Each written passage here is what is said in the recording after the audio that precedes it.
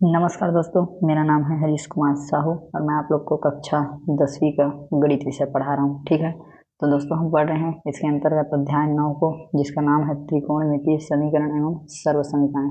तो इस अध्याय के अंतर्गत हम पहुँच चुके हैं उदाहरण क्रमांक 18 में। ठीक है दोस्तों, तो चलिए उदाहरण क्रमांक 18 को हल करते हैं। तो देखिए उदाहरण क्रमांक 18 क्या बोल रहा है। बोलता है कि सिद्ध कीजिए। क्या बोल रहा है? Prove that. ठीक है, इसको प्रूफ करना है। सिद्ध कीजिए कि sine 90 minus theta cos 90 minus theta upon tan theta बराबर क्या सिद्ध करना है? कॉस स्क्वायर थीटा सिद्ध करना है। ठीक है, चलिए दोस्तों इसको सिद्ध करते हैं।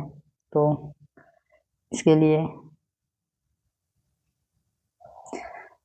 तो सबसे पहले हम लेफ्ट हैंड साइड को लेके चलेंगे और राइट हैंड साइड प्रूफ कर देंगे। ठीक है, तो यहाँ पे सबसे पहले मैं लिखता हूँ हल, या प्रूफ भी लिख सकते हैं आप, हल।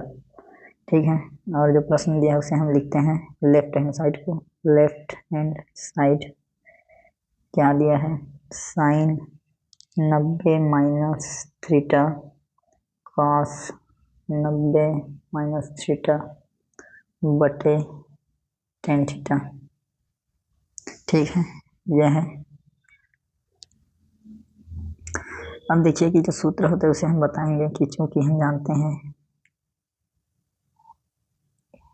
कि साइन 90 माइनस थीटा बराबर होता है कॉस थीटा, और कॉस 90 माइनस थीटा बराबर होता है साइन थीटा। ठीक है, और इसी से जो ऊपर का है वो क्या हो जाएगा हमारा?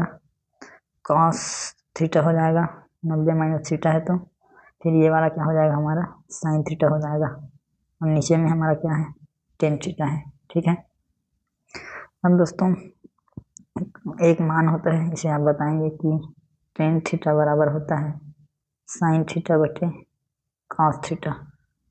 ठीक, इस मान को यहाँ लिखेंगे हम, कॉस थीटा साइन थीटा बटे साइन थीटा कॉस थीटा। ठीक है, टेन थीटा का मान लिख दिए।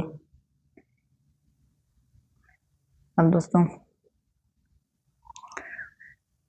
कॉस थीटा साइन थीटा, ठीक है, इसके हर में कुछ नहीं है तो एक है। अब इसे हम परिवर्तित करेंगे तो यहाँ गुणा का चिन्ह हो जाएगा और ये कॉस थीटा ऊपर चला जाएगा और ये साइन थीटा नीचे आ जाएगा। ठीक है, तो यहाँ साइन थीटा कट गया और कॉस थीटा दोनों जगह बचा तो ये हो जाएगा कॉस स्क्वायर थीटा।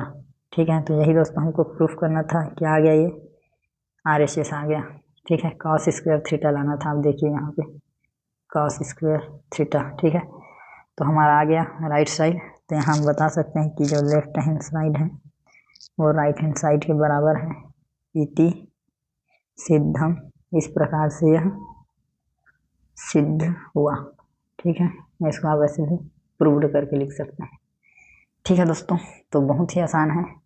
दिख भले रहा है क्वेश्चन, लेकिन केवल आपको ये 3 फार्मूले रखने हैं, उसके बाद आपके आंसर आ जाएगा। ठीक है, तो उम्मीद करता हूँ दोस्तों जो समझाने का आपको प्रयास किया हूँ समझ में आए हैं। यदि आए तो दोस्तों वीडियो को लाइक कीजिएगा। बहुत बहुत धन्यवाद वीडियो को देखने के लिए। ज़्यादा से ज़्यादा ज़रूरतमंद तक दोस्तों शेयर कीजिए।